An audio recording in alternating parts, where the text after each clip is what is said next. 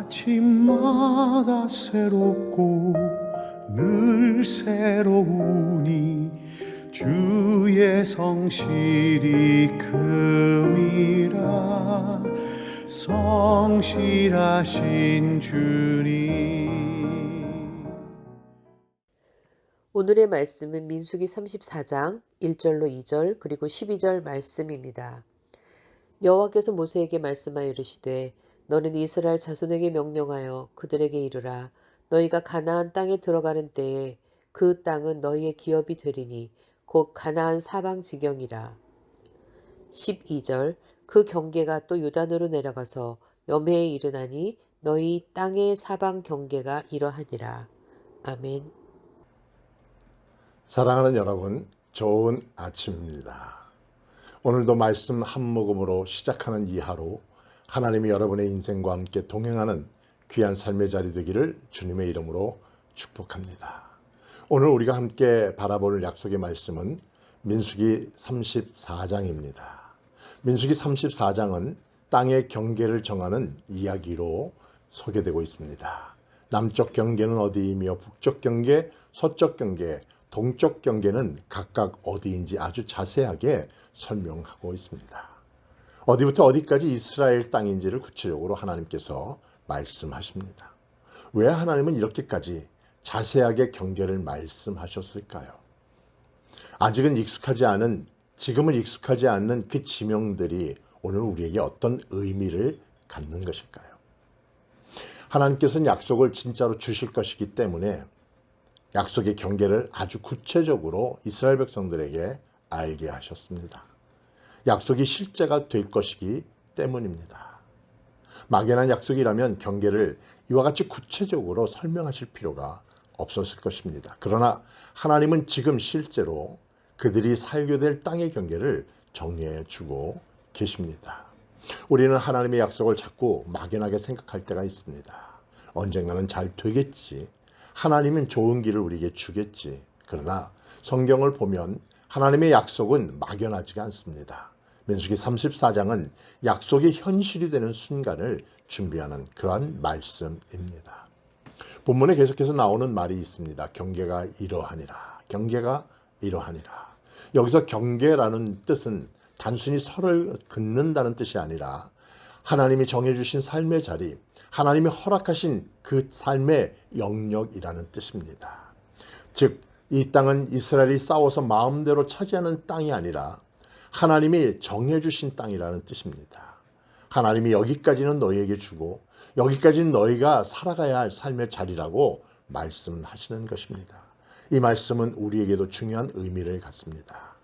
하나님은 우리의 인생도 경계를 정하시는 하나님이십니다. 우리가 어디에서 태어나고 어떤 사람을 만나고 어떤 일을 하게 되고 어디에 살아가게 되는지 하나님은 우리의 삶의 자리를 인도하시며 정리해 주십니다. 그래서 신앙은 이것을 붙잡고 이것을 신뢰하며 살아가는 것입니다. 하나님이 나를 지금 이 자리에 두셨다.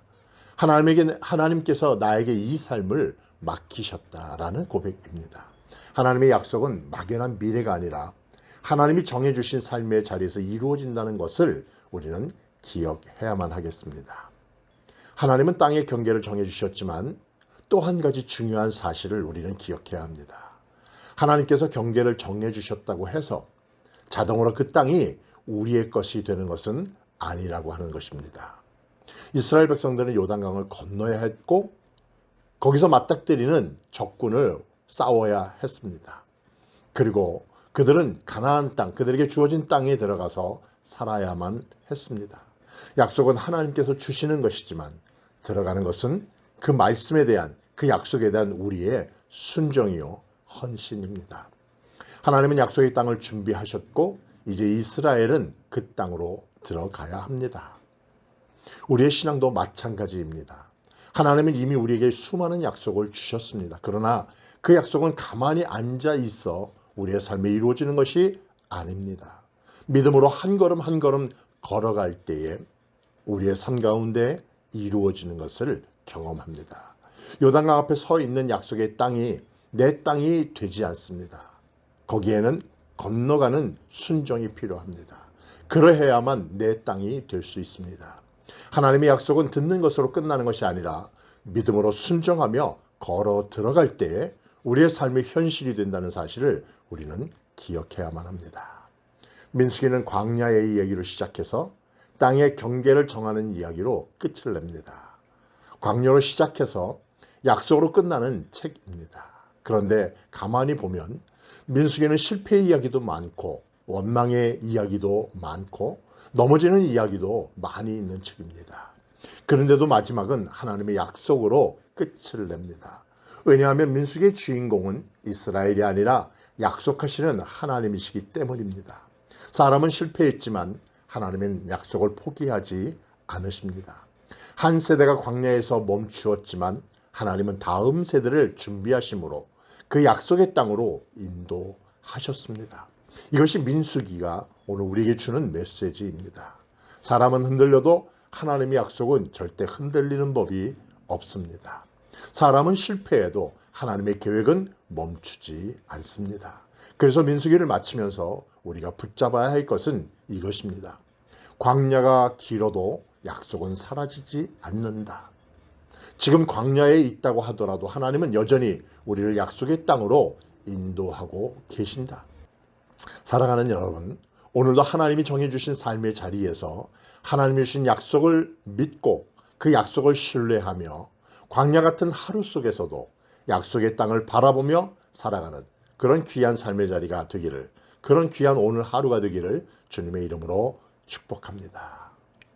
오늘 하루도 하나님의 말씀을 마음에 새기며 아래와 같이 기도하며 승리하는 삶 사세요. 내 삶의 자리도 하나님이 정하신 자리임을 신뢰하게 하옵소서. 약속을 듣는 것에서 멈추지 않고 믿음으로 걸어가게 하옵소서. 광야 같은 시간 속에서도 하나님의 약속을 붙들고 살아가게 하옵소서. 예수님의 이름으로 기도하옵나이다. 아멘. 성실하신 주님